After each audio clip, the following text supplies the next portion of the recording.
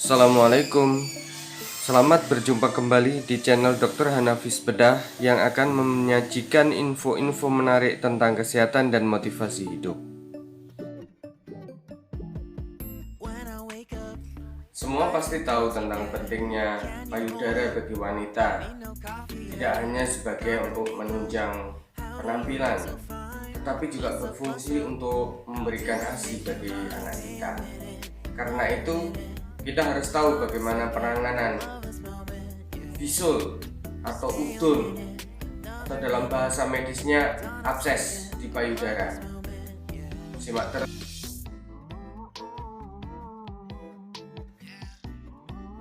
Abses atau udun itu sebenarnya adalah kumpulan nanah yang berada di jaringan dari payudara. Abses atau udun bisa memang berasal dari situ, dari tempat itu, jaringan itu, tetapi bisa juga merupakan dari tempat lain, misalnya infeksi di atas dari kulit. Jadi dari kulit turun ke rongga bagian yang lebih dalam, atau memang berasal dari kelenjar payudara itu.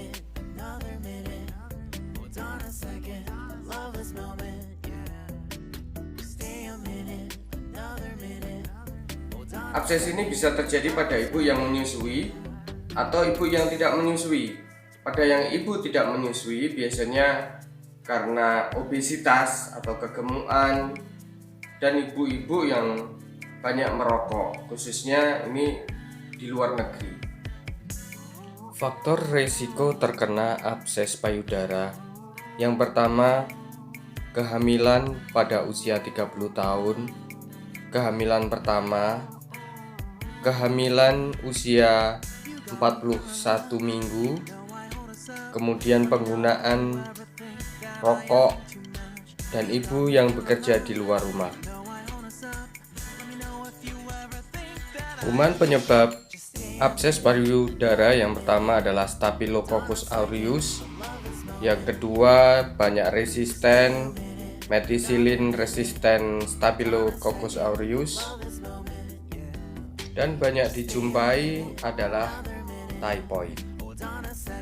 Ini adalah salah satu contoh kasus abses mama di mana tampak kemerahan, kemudian batasnya tidak jelas, terkadang fluktuasi ya, atau seperti ada semacam nanahnya yang ada di dalam.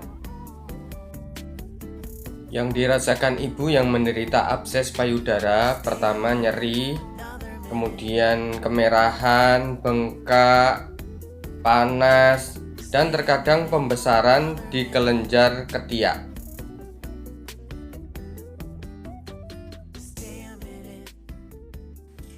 Dari gambaran USG tampak semacam ada rongga yang di dalamnya tampak kehitaman. Biasanya ini sudah terisi oleh nanah. Langkah selanjutnya adalah USG dan dilakukan punksi. Bila keluar nanah, itu akan dikultur. Juga bisa dilakukan patologi anatomi untuk mengetahui apakah itu benar infeksi atau itu ternyata adalah kanker. Kanker tersebut dinamakan inflammatory carcinoma. Jadi akan bisa dideteksi dari biopsi jarum.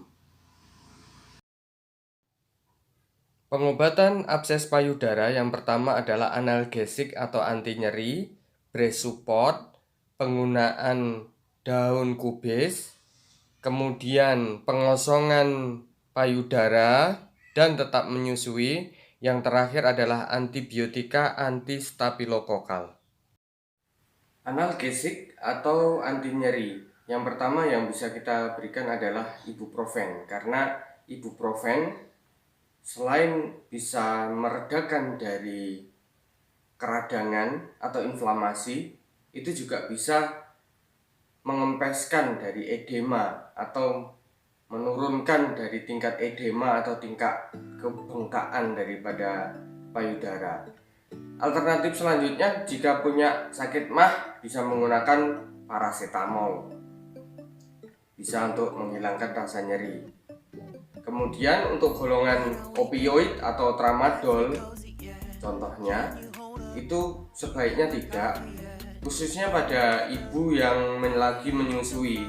Pada ibu yang menyusui, efek dari depresan atau central nervous system depresan dari golongan opioid ini bisa menyebabkan bayinya malas untuk minum atau terlalu banyak tidur pulas. Kemudian penyangga dari payudara. Jadi selain BH, ibu akan lebih tidak nyeri dengan menggunakan breast support. Ini tentu dijual di toko-toko online, misalnya penyangga dari payudara ini selain BH tentunya ya. Jadi breast support itu bisa untuk meredakan nyeri karena ligamentum Cooperi atau ligamentum yang menyangga payudara itu lebih relaksasi. Kemudian organ yang sakit ini tidak banyak bergerak. Kalau banyak bergerak tentu tambah sakit. Nah, kemudian selain itu juga bisa meredakan dari edema atau bengkaknya.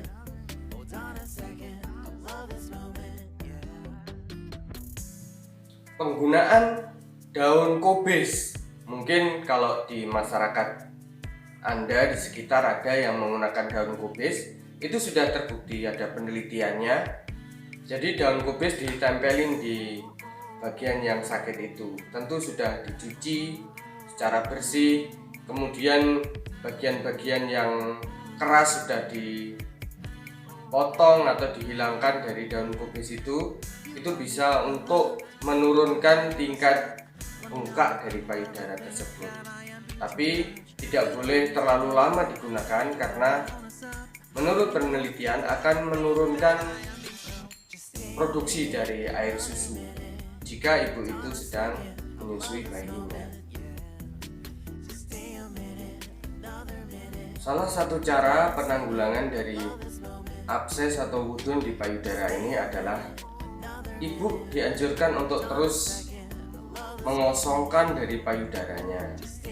Air ASI harus dikosongkan, baik dengan bayinya tetap untuk menghisap. Jadi bayinya tetap disusui, bagian yang sakit itu maupun bagian yang tidak sakit tetap disusukan. Atau dengan cara pengosongan secara manual, misalnya dengan cara diremas, dan ada tentu tekniknya untuk melakukan hal ini. Susu sebaiknya memang terus dikosongkan karena susu merupakan media yang baik bagi kuman untuk berkembang biak. Dan kuman yang ikut masuk aliran dari susu ini, jangan takut, ini aman bagi bayi. Tetap dikosongkan, diminumkan ke bayi selama itu tidak mengandung darah atau nanah. Dan biasanya si bayi tentu juga sudah bisa merasakan jika ada perbedaan susu yang mengandung nanah atau darah, biasanya tidak mau untuk minum.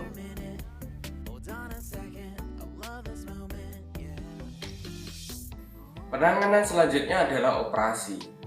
Operasi yang dipilih sebenarnya adalah needle aspirasi dengan guiding USG. Jadi dilakukan USG, kemudian nanti diketahui tempatnya dan dilakukan tusukan dan aspirasi, disedot pakai spet atau jarum suntik di daerah itu. Itu tentu dilakukan beberapa kali prosedur, beberapa kali operasi. Jadi nanti selanjutnya pada minggu selanjutnya di USG lagi apakah ada pertambahan dari nanah, untuk selanjutnya dilakukan aspirasi lagi. Operasi insisi drainase di sini penting dilakukan, bisa dilakukan jika terkadang abses itu bergerombol, tidak hanya dari satu ruangan tetapi terdiri atas beberapa ruangan, dan itu tidak bisa dilakukan jika hanya kita melakukan aspirasi saja. Kemudian juga nanah yang sangat tebal, sangat kental, itu juga tidak bisa jika dilakukan aspirasi dengan jarum. Memang ada komplikasi yang terjadi setelah dilakukan operasi insisi drainase atau perobekan kulit secara operasi. Antara lain membutuhkan waktu lama untuk sembuh, kemudian juga harus ada regular dressing atau rawat luka secara bertahap. Kemudian memang terkadang terjadi fistula dari air susu ini, yaitu air susu keluar terus dari lukanya.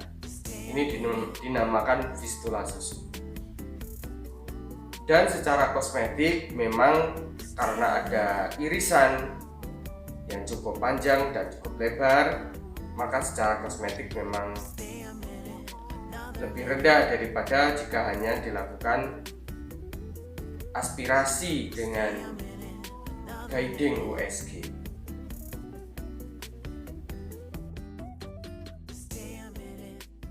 Antibiotik yang kita pilih mempunyai sifat yang pertama disekresi ke susu, yang kedua tetap aktif di pH susu,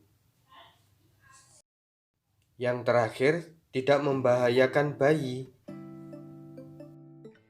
Obat pilihan yang pertama yang bisa kita gunakan adalah beta-laktamase methicillin resisten, karena memang ini kan penyebabnya adalah Staphylococcus aureus, yaitu bakteri gram positif, yang mana memang banyak yang sudah resisten sehingga dibutuhkan penisilin golongan beta-laktamase ini.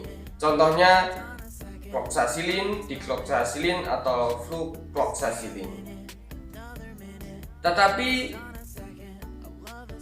beta-laktamase ini, penisilin ini, itu sebenarnya lebih tepat untuk pada stadium yang masih mastitis. Karena dia itu pH-nya juga asam, maka tidak terlalu lama berada di kelenjar air susu, banyak dikeluarkan, jadi tidak mengendap lama di situ karena sama-sama asam pH-nya. Erythromycin kemungkinan merupakan best choice untuk penanganan abses pada payudara karena sifatnya yang alkalin itu menyebabkan dia tetap pada konsentrasi yang baik dan tetap aktif di dalam kelenjar payudara sehingga bisa menyembuhkan adenitis. Nah, kemudian jika penderita itu sensitif terhadap penisilin, penggantinya adalah cepalexin, kemudian juga bisa clindamycin. Kemudian untuk golongan coamoxiclav itu sebaiknya dihindari karena diduga bisa memicu terjadinya beta-laktamase methicillin persisten. Nah, sekarang kalian sudah pada paham kan tentang bagaimana penanganan bisul pada payudara. Maka konsultasikan kepada dokter Anda, pada dokter bedah Anda bagaimana tata cara penanganannya, karena terkadang abses atau udon ini itu mirip sekali dengan kanker payudara. Jadi jangan sampai salah. Beda diagnosa, beda penyakit, tentu beda penanganannya. Semoga bermanfaat. Like, share, subscribe, and comment. See you. Assalamualaikum.